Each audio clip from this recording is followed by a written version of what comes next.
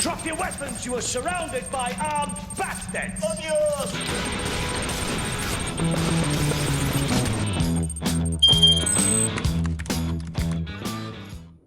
So here it is, folks, the Triumph Street Twin.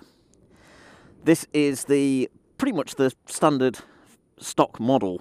The only difference from the very basic model is the colour of the petrol tank. That is one of the optional colour upgrades that you can get. Otherwise, it's pretty much as standard. So, let's have a quick walk around. Let's start with the front, shall we? I love the Triumph bulb cap thing there. That is nice bit of detailing there. I quite like that. Pretty awesome. Single front disc. I would have preferred twin front discs with my history of brake calipers and stuff, but for what this bike is, I think a single disc is quite sufficient. Not a fan of this. I'd certainly be popping them off if I can. You gotta love this stripe. I'm not sure what it is. It's just a nice simple little stripe there. It's quite effective. Quite like the look of that. A lot of detailing down to the spark plug caps. Got the Triumph logo on there. I love this writing. That style of font there. Pretty cool. And that's just badass.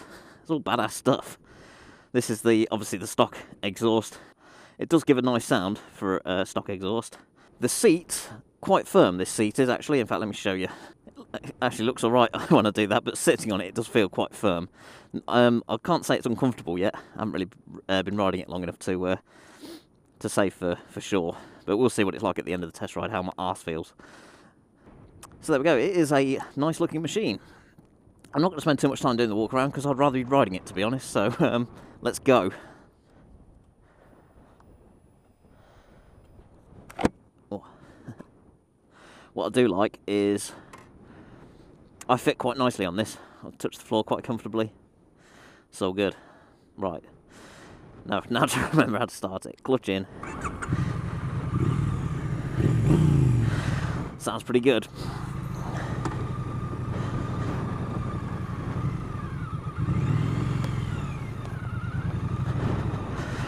Let's get off this gravel before I crash. Cattle grid. Right. We are going back down the hill.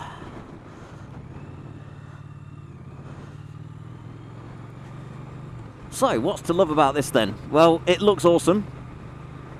I quite like the sort of classic look, but with all the modern features.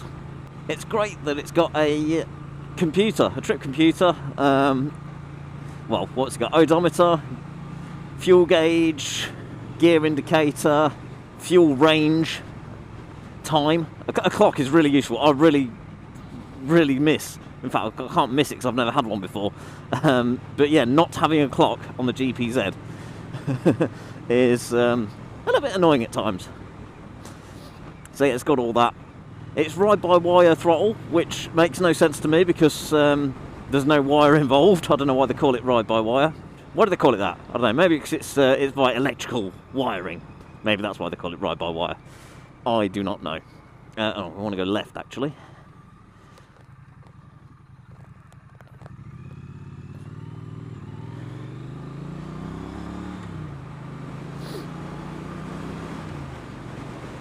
So first thoughts then, let's just go over cosmetics, I suppose. The mirrors, I would definitely have something better than these. These are fairly small, can't really see that much out of them. But saying that, I'm not really used to small mirrors. I think if you already had that sort of mirror, you'd probably have no problem there. But I think I would upgrade some sort of widescreen mirrors, if you like. Maybe bar-end mirrors. I think bar-end mirrors will look pretty good on this. Oh, and that's the only other thing as well, that the hose coming off the brake fluid reservoir. I'm not sure about that. That looks a bit unnecessary.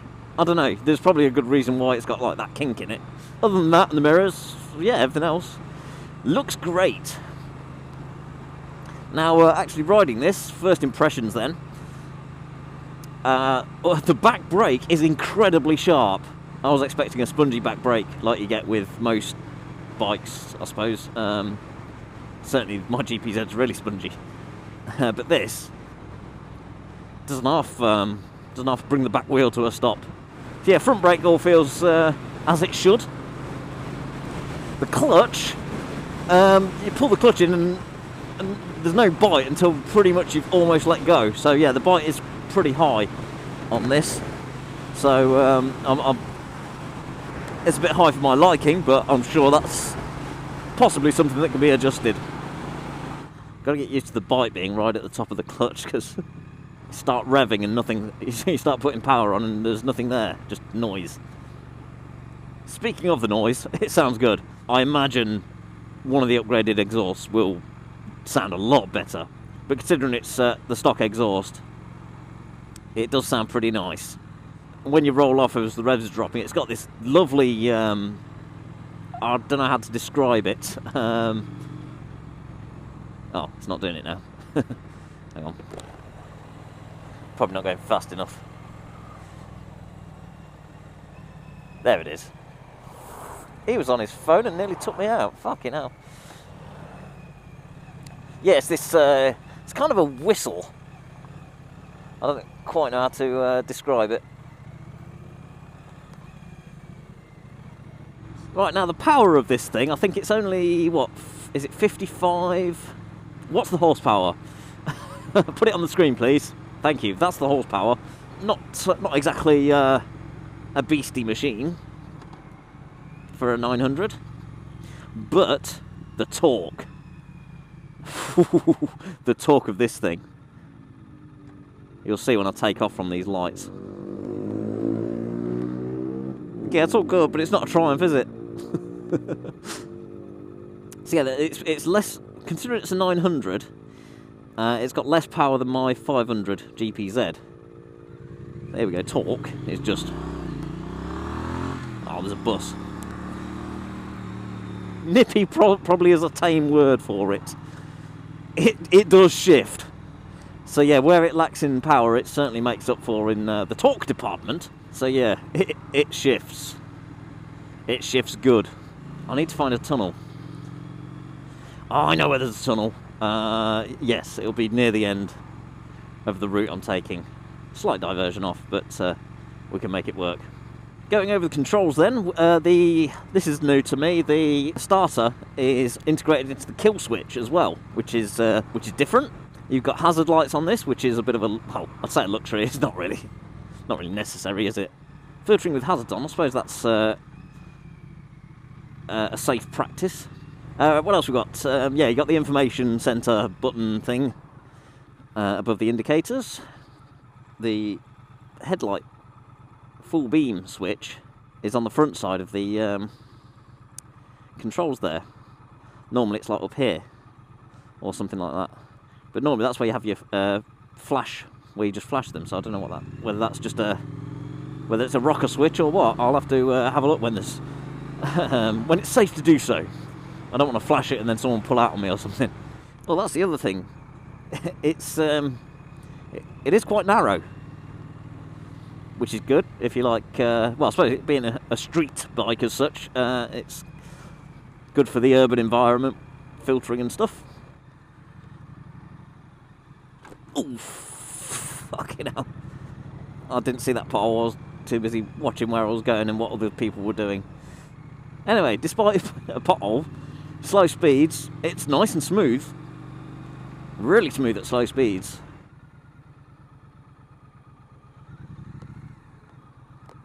So yeah, slow crawling speeds, it's nice and balanced.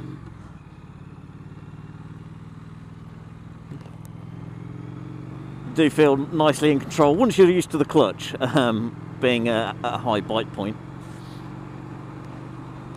So yeah, I imagine yeah, using this to get through traffic and stuff, it's quite nimble. It can certainly do the job. And pretty lightweight, really. It does feel lightweight, and the flickability.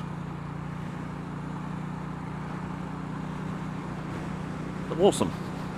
And it's really comfortable. It's such a natural position for me. It just feels right. It's not giving me any aches or anything. The seat feels quite comfy, despite I think it's really firm. My arse isn't uncomfortable, it's not going numb. But yeah, it's not bad. Not bad at all. Here we go then. Oh, ho, ho, ho.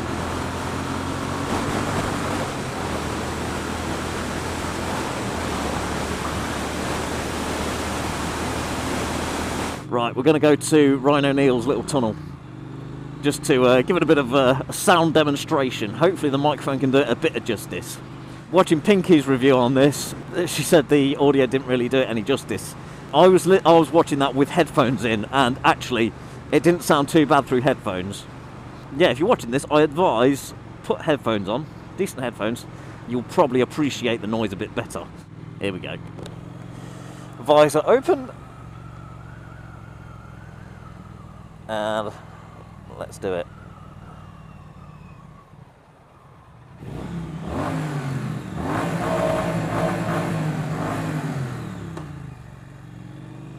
That is lovely. Right, going back to the headlight switch. You pull it in and it turns it onto full beam, and you pull it again to turn it off. So it's not got like a flash function. It's just on or off. As long as we know that, that's fine. Oh no. What is it with horses and me doing test rides on Triumphs? Alright, I'm gonna wait, because yeah, he looks a bit nervous. It's probably the best thing to do really when there's certain nervous horses. Just stop and let them get on with it. No problem. See, what you do is wait till they're behind you and they can't cause you any trouble. And that's when you start it up and make a noise. No, I won't be cruel.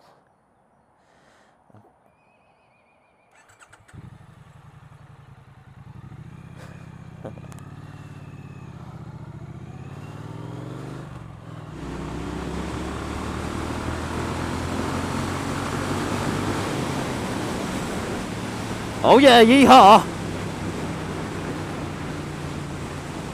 The acceleration of this thing is just awesome.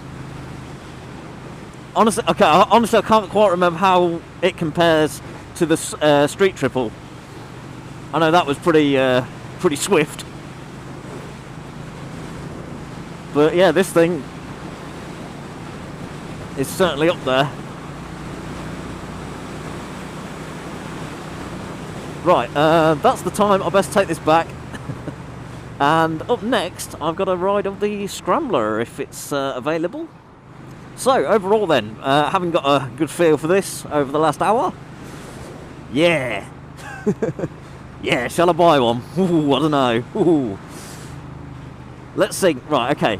For rational and practical reasons, don't know what my hand's doing. Yeah, it's comfortable. It feels like I can, I could put up with a long journey on this, no problem. Even with this stock seat. Plenty of power, more power. Well, power. No, okay, not power. Plenty of torque. Again, the power. I mean, on a bike, power's not quite so important, really, is it?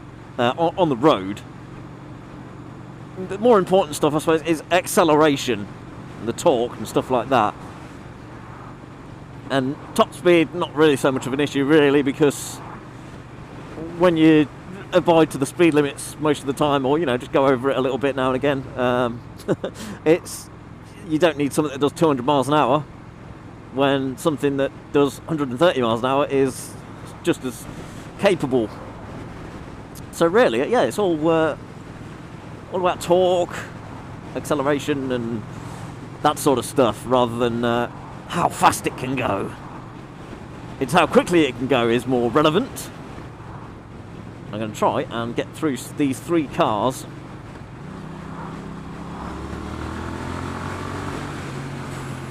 It's like that quick acceleration there, it's like a nitrous oxide boost.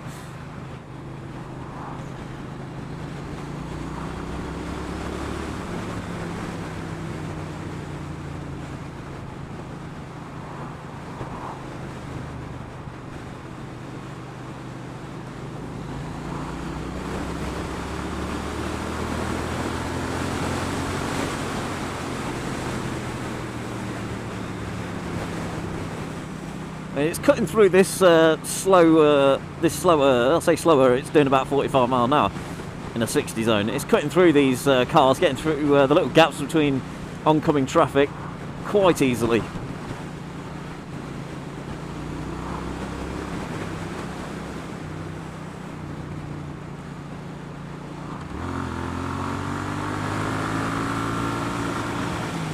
There we go. So yeah, it's a lovely ride, lovely and comfortable. I can fit on it, I can touch the floor. Size is not an issue here. Looks fantastic. Performs marvellously. It's a Triumph, it's British. Oh, I could definitely buy one of these. Only thing is, being naked, not me, the bike, it's a bit chilly. But that's my own fault for wearing summer gear today, knowingly taking out a naked bike. It just goes to show how much of a difference fairings make. I wonder what difference the fly screen makes at higher speeds, because that is quite a strain on the head, on the neck. Certainly not good for doing motorway journeys. You'd be in a lot of pain, I think. But if the fly screen makes a difference, then that's certainly worth trying. So there we go then. Yes, I would have one, but if I did need to do like my Midlands trips and stuff, I would need something else to do that. Otherwise, this pretty much fits the bill quite nicely. Not sure what the fuel consumption is like. Actually, let's see what. Using the fancy computer. Right, we've done 33.6 miles.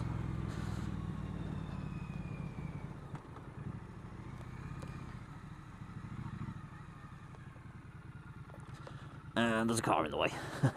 I achieved 18 miles per gallon.